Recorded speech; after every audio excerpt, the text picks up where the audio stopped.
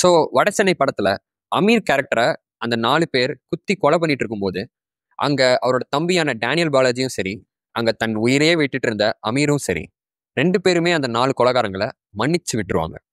இன்னார் செய்தார் ஒருத்தல் அவர் நான நன்மையும் செய்து விடல். அதாவது நமக்கு கெட்டது செய்யற கெட்டவங்களுக்கே நம்ம திரும்ப நன்மையே செஞ்சு காட்டணும். ஸோ அங்க அவரை கொலை பண்ணிட்டு இருந்த 4 கொலைகாரங்களுக்கு உயிர் பிச்சை கேட்டுட்டு இருப்பாரு அமீர். அவனெல்லாம் அவசரப்பட்டாங்க, நீ அவசரப்பட்டாங்க, இது இங்கே முடிஞ்சு விட்டோம், நீ அவனை விட்டு. இதனால தன் கையில கத்தியே இருந்தாலும் அங்க குத்த முடியாம கதறி அழுவாரு டேனியல் பாலாஜி.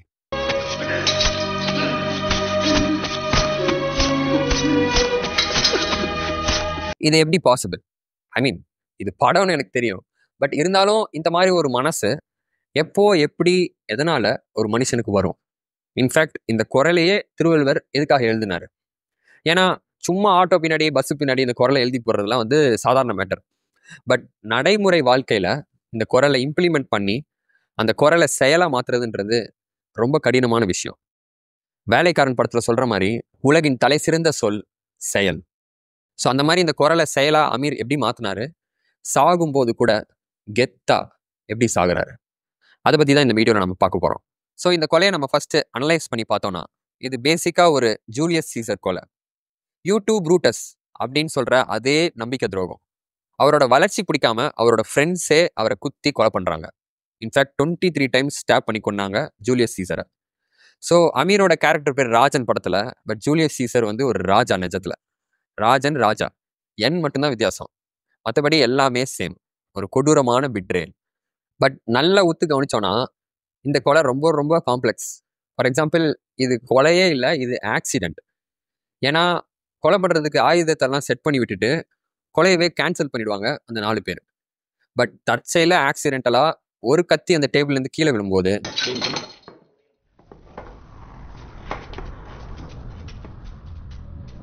பிளான் எல்லாம் தெரிஞ்சிருச்சே அப்படின்னு சொல்லி பண்ண கொலை தான் அந்த கொலை. ஸோ கத்தி கீழே விழலைன்னா அங்கே கொலையே கிடையாது. இதே மாதிரி தான் தனுஷோட ஃபர்ஸ்ட் மர்டரும். பொருள்லாம் போட்டுட்டு பேசுறதுக்காக போவாங்க. பொருள் போட்டுட்டு பேசினாதான் நம்ம பேசுறதை கேட்பாங்கன்னு நினச்சிட்டு. பட் கொலை பண்ணுறது எப்பயுமே அவங்களோட இன்டென்ஷன் கிடையாது.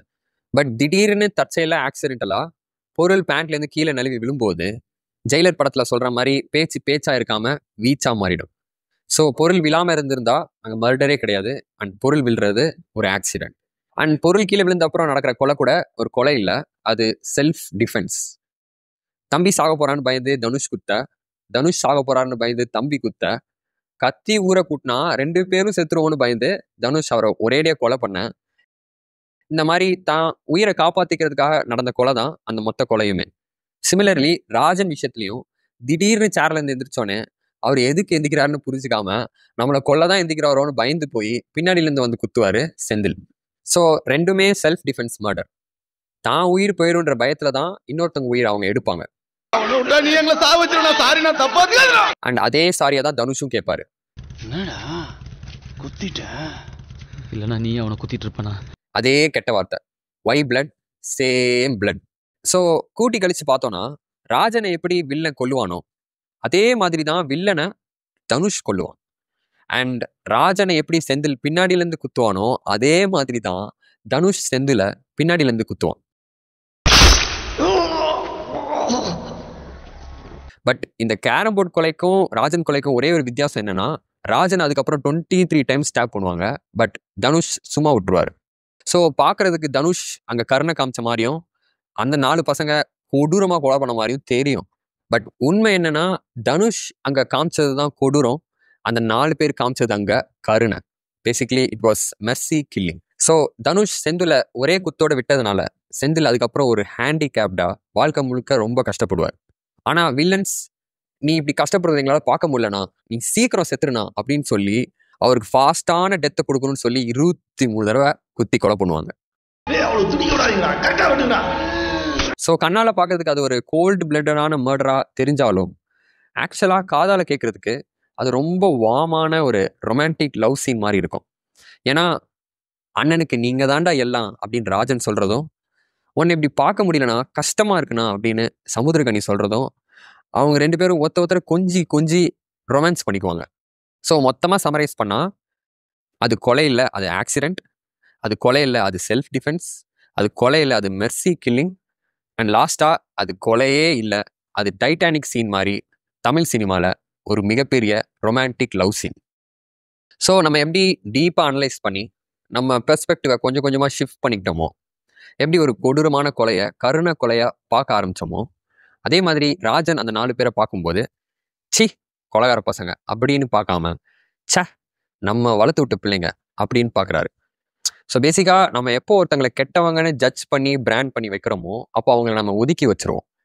பட் அவங்க நமக்கு தந்த வழியெல்லாம் தாண்டி எம்பத்தி அண்ட் அண்டர்ஸ்டாண்டிங் காமிச்சு அவங்களுக்குள்ளே இருக்கிற மனிதத்தன்மையை போய் தொட்டு கனெக்ட் பண்ணும்போது இன்னார் செய்தார் ஒருத்தல் அவர் நன்மை செய்கிற மனசு நமக்கு அப்போ தான் வரும். பேசிக்கலி ஜட்ஜ் பண்ணாமல் எம்பத்தி அண்ட் அண்டர்ஸ்டாண்டிங் காட்டணும். பட் அது ரொம்ப டிஃபிகல்ட். நமக்கு தீமை செய்கிறவங்களுக்கு நம்ம திரும்ப தீமை தான் செய்யணும்னு நினைப்போம். ஏன்னா அவங்களோட தீமை அவ்வளோ வலி நமக்கு கொடுக்கும். ஃபார் எக்ஸாம்பிள், ஒருத்தர் நம்மளை அரைகிறான், நம்ம திருப்பி அரையணும்னு தான் நினைப்போம். ஏன்னா அரைக்கு ரிவெஞ்செல்லாம் தாண்டி இன்னொரு அவன்கிட்ட வந்து வாங்கக்கூடாதுன்ற பயம் தான் ஜாஸ்தி. ஏன்னா சும்மா இருந்தோன்னா அவன் திரும்ப திரும்ப அரைஞ்சிட்டே தான் இருப்பான். ஸோ அவனை அரைஞ்சு அவனுக்கு நம்ம வலி தரதே நம்ம வலியை குறைக்கிறதுக்கு தான். ஃபார் எக்ஸாம்பிள், ஜாலியன் வாலா பாகில் ஆயிரக்கணக்கான இன்னசென்ட் ப்ரொட்டஸ்டர்ஸ், அவங்க கையில் ஆயுதமே கிடையாது, அவங்கள கட்டி வச்சு சுட்டு பொசுக்கி கொண்டான் பிரிட்டிஷ்காரன். உடனே பிரிட்டிஷ்காரனை திரும்ப சுடணும் தான் நம்ம எல்லாருக்கும் தோணும். ஸோ தட் அடுத்து வர ப்ரொட்டஸ்டர்ஸை அவன் சுடாமல் இருப்பான் அப்போதான். பட் இப்படி நம்ம வலியை குறைக்கிறதுக்கு திருப்பி வலி கொடுக்க ஆரம்பிச்சோன்னா அந்த சண்டை மேலும் மேலும் பெருசாகும். ஃபார் எக்ஸாம்பிள், தூத்துக்குடியில் 2018 ப்ரொட்டஸ்டில் போலீஸ் லத்தி சார்ஜ் பண்ணுறாங்கன்னு சொல்லி மக்கள் கல் எடுத்து அடித்தாங்க. போலீஸ் டியர் கேஸ் போடுறாங்க அப்படின்னு சொல்லி மக்கள் போலீஸ் வண்டியெல்லாம் தீ வச்சு கொளுத்துனாங்க. கடைசியாக போலீஸ் கன் அடிச்சு சுட்டோன்னே மொத்த தமிழ்நாடே கொந்தளிச்சுக்கும் போது இன்டர்நெட் ஆஃப் பண்ணிட்டாங்க.